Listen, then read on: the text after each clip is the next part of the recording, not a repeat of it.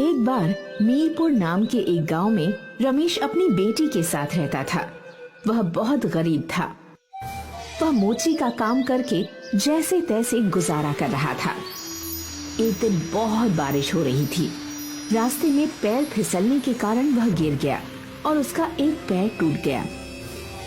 घर आकर, बेटी मीना, कहाँ हो तुम?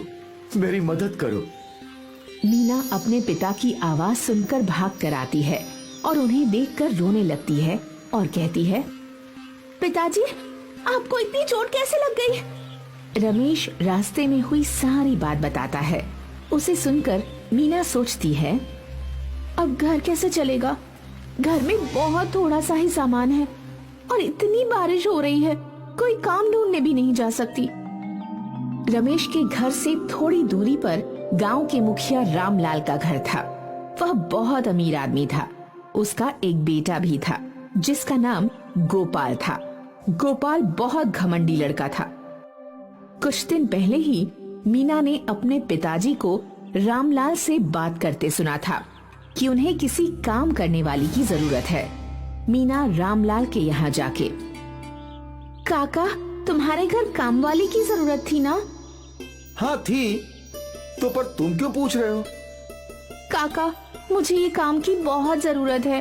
मेरे पिताजी का एक पैर टूट गया है और अब वो काम पर भी नहीं जा सकते हैं। मुझे वो काम वाली का काम दे दो। जितना पैसा आपको ठीक लगे उतना दे देना। रामलाल इस मौके का फायदा उठाना चाहता है और सोचता है, अरे ये तो अच्छा मौका है, कम पैसों में काम वाली मिल गई। अच्छा ठीक है, कल से आ जाना। मीना सुबह उठती है और पहले घर का सारा काम करती और फिर अपने पिताजी को दवा देती। उसके बाद रामलाल के घर जाती और सारा काम करती। काका, सारा काम हो गया, अब मैं घर जाऊं? ठीक है, जाओ, कल जल्दी आ जाना। कल गोपाल के कुछ दोस्त आने वाले हैं, तो उनके लिए खाना बना देना। सिर हिलाकर, ठीक है काका। मीना घर जाती है तो देखती है कि घर में कुछ बचा नहीं है पकाने को और सोचती है, क्या बनाऊं और पिताजी को क्या दूं? मुझे भी बहुत भूख लगी है और कुछ खाने को भी नहीं है। तभी उसकी नजर रोटी के डिब्बे पर पड़ती है। उसमें 2 रोटियां होती हैं। मीना पिताजी को वो 2 रोटी और नमक दे देती है और खुद पानी पीकर पेट भर लेती है। रोटी देखकर, बेटी मीना, तूने कुछ खाया कि नहीं? हाँ पिताजी, मैंने काका के घर पर खा लिया था।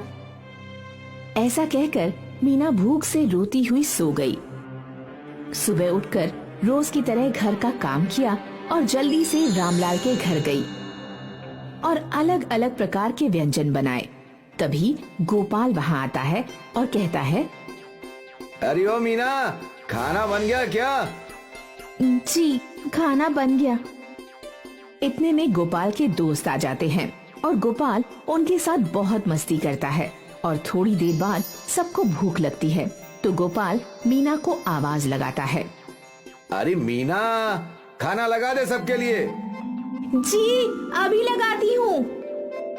ऐसा कहकर मीना तुरंत खाना लगाती है। गोपाल और उसके दोस्त खाना खा लेते हैं।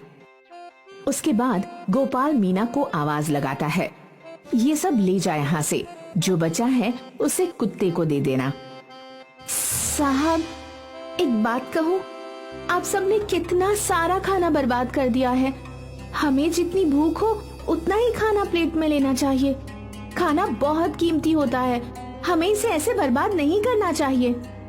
यह सुनकर गोपाल को बहुत गुस्सा आता है और वो बोलता है, ये सब मेरा है, मुझे कितना खाना है और कितना प्लेट में छोड़ना है ये सब मेरी मर्जी है, समझी? तुझे तो मैं बताता हूँ, पिताजी को आने दे।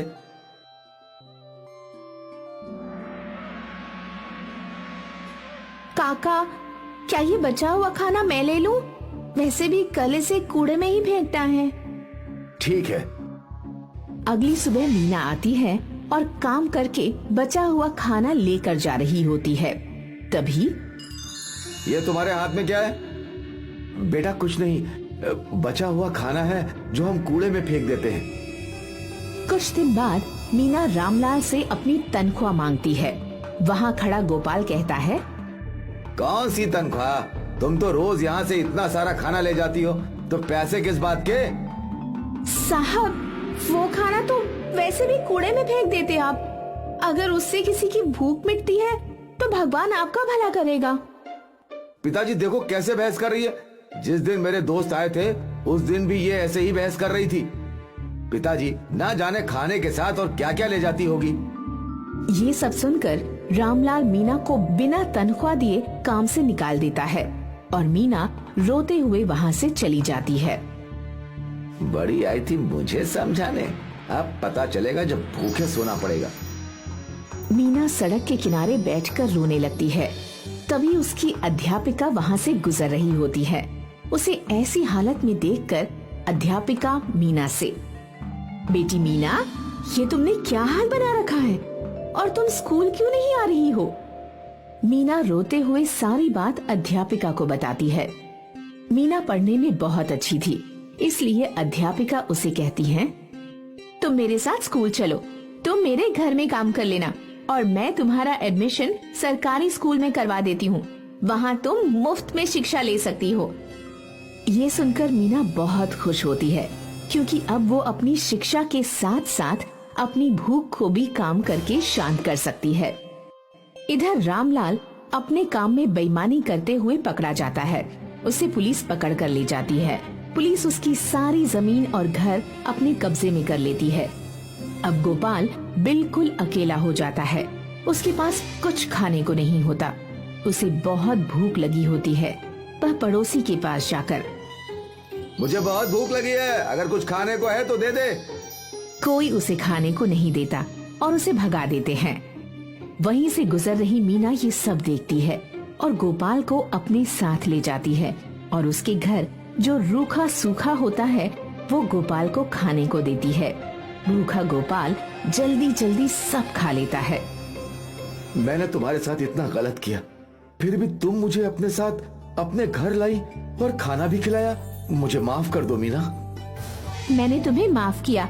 मैंने तुम्हें खाना इसलिए खिलाया क्योंकि मैं जानती हूँ कि भूख क्या होती है। अमीर हो या गरीब, सबकी भूख एक जैसी ही होती है। ये सुनकर गोपाल दोबारा माफी मांगता है और उस दिन के बाद से गोपाल मीना को अपनी बहन बना लेता है और वो खुशी खुशी रहने लगते हैं।